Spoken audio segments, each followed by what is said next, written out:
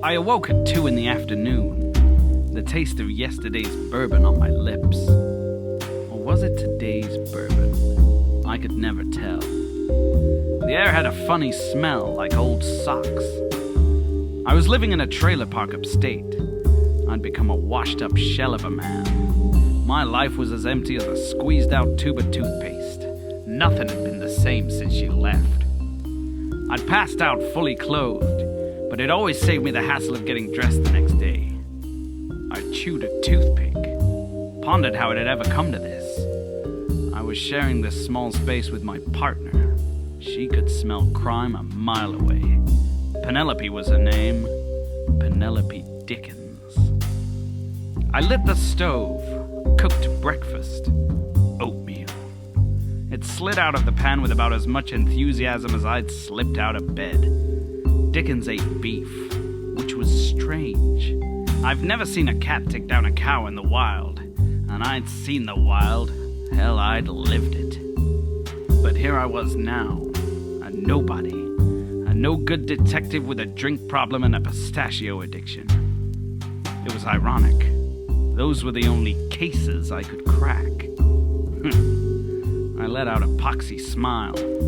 Puns were the only thing keeping me going. I stepped outside, and that's when I saw it.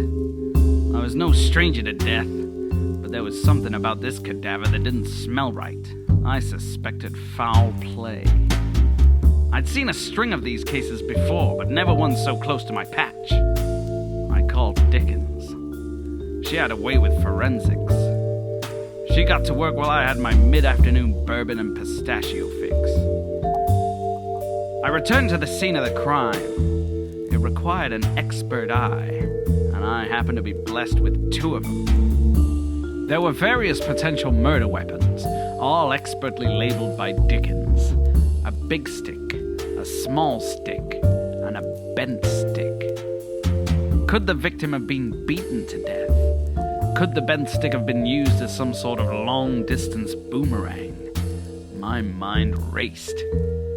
I drew my attention to evidence piece 2. This foliage had been chewed. It would appear the victim may have been eating at the time of the crime. There was also evidence that drinks had been consumed. Could he have been poisoned? I was sick of this. I just wanted to find a saloon, then another one, until there were no more to be found. The outline told other stories I tried to read. What was the motive? Dickens returned. Her examination of the body concluded there was no sign of poison, no sign of a beating, no sign of a boomerang-related injury. Only evidence of a struggle, maybe a chase. Exhaustion appeared to be the cause of death. Who would be responsible for such an act? What a way to go. All of a sudden, my day didn't seem too bleak.